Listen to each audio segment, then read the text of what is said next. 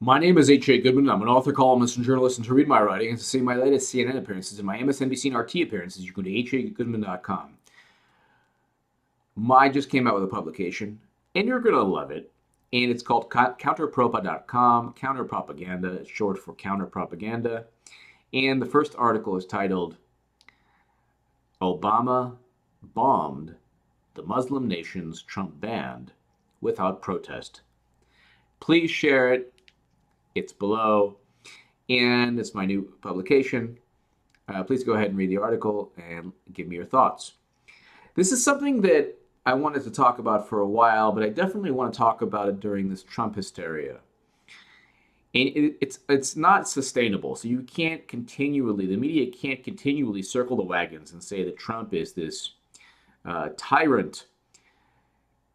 He is, well, first of all, the immigration ban from 7 Muslim nations, it was awkwardly done because there are people who are traveling who are now in limbo. That being said, simply because there's one judge who says it's unconstitutional, the Supreme Court eventually has to get involved if indeed it is truly unconstitutional. And in terms of reining in any president, the Supreme Court or Congress can rein in the president. The point is this is what liberals, or this is what progressives don't understand about Donald Trump. The Washington Post and the New York Times and CNN and MSNBC and all these people who are saying that Trump is a reincarnation of a dictator, he is engaging in this unconstitutional behavior. He fired the acting attorney general, which, by the way, do you realize, and I'm speaking to Democrats, I'm speaking to progressives, do you realize you gave this guy the opportunity to say you're fired? Do you understand? That's what he's known for. That's what he was known for.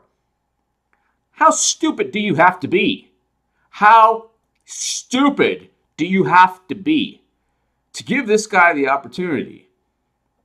Well, it was Sally Yates, and if she had that, if it was truly on moral, some kind of moral, she didn't want to abide by the executive order, but she abided by all of President Obama's unconstitutional, questionably moral decisions. That's the issue. You need people like Sally Yates. You need people not abiding by orders when it's a Democrat. Because when you do it when it's a Republican, well, you've lost credibility there. Point, though, is this. You've given him the opportunity to say you're fired, which, by the way, works very well for him because it gives him the chance to, show how powerful he is. He's the president of the United States of America, Donald Trump. So, and it ties into his reality show. Another issue is this. Democrats haven't learned that simply mocking and insulting and demeaning and bullying conservatives or Republicans doesn't work. It didn't work with the progressives within the Democratic Party. It ain't going to work now. Donald Trump feeds off that.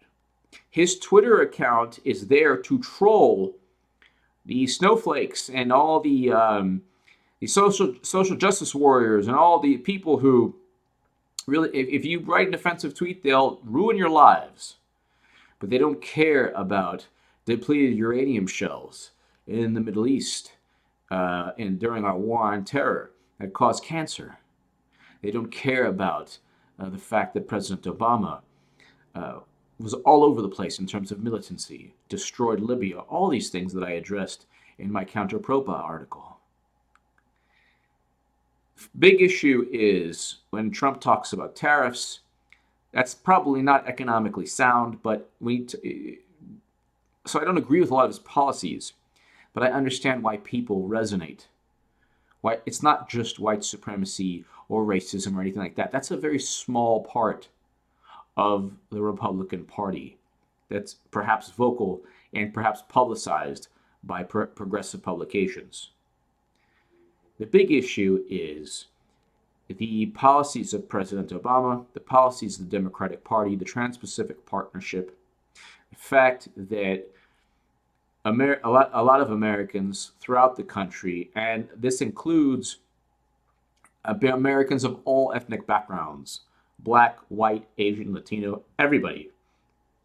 There's a lot of people, because 26, 29% of Latinos voted for Trump. 8% of black voters voted for Trump. Higher percentage than even than voted for Mitt Romney. A lot of people fear that the world will eventually take jobs, American jobs, away from working class people. This might be to the Paul Krugmans of the world such a backwards mentality.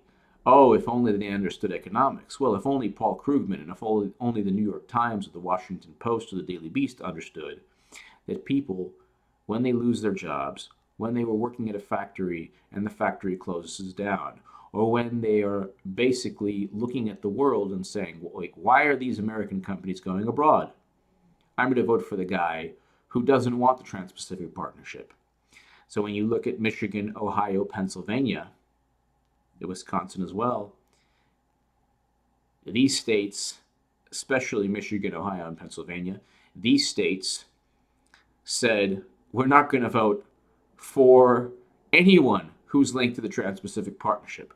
That's one aspect. In terms of President Obama's foreign policy, there was regime change in Libya. There was constant bombing. And in terms of threats, they multiplied. You had IS. You didn't have IS before Obama. You had IS after. It's not Obama's fault. Not Hillary Clinton's fault. Well, it's not Hillary Clinton's fault. Destroying Libya or helping destroy Libya didn't help at all. Helped exacerbate, actually, the refugee crisis. But in terms of everything Democrats stand for, the Affordable Care Act didn't work in the way it was meant to work initially. It's not a single-payer program. So when you try, liberals don't get. Republicans are very pure with their ideology. When progressives try to, oh, well, it's the Affordable Care Act, the private insurance companies, and no, go for the single payer. Push for that. Do what Bernie Sanders and Jill Stein did. Don't go and try to make it some kind of system that kind of works, gives people, gives people health insurance, but initially they lose their health insurance, and then eventually it might get repealed because there's not enough progressive emphasis or passion or energy or grassroots behind the legislation. The point is this. If you continually mock Donald Trump, if you continually say he's a tyrant, if you continually try to undermine his policies or his presidency with bad press and hit pieces and insulting his voters, you're going to lose again in 2020 because you did the same thing in 2016. Democrats have to stand for the Voting Rights Amendment Act of 2015. Democrats have to have some kind of anti-war movement. Democrats have to actually push to ban fracking or break up too big to fail banks. These are big, big issues that are the antithesis of conservative politics.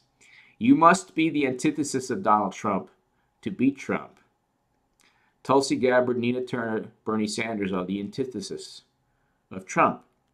If you are kind of in the middle and you're just in that cushy, doughy middle that, oh, it's just so comfy, and you don't say, things that are offensive, but you don't mind bombing, and if you kill 70 plus civilians, oh well, shrug shoulders.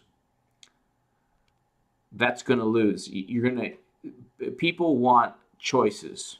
You go to the supermarket, you have choices. People want choices. If you don't give them choices, they're going to go and pick a Trump. So Hillary Clinton was, oh, well, I am just really tough, but I'm not crazy like Trump. Well, they picked crazy Trump.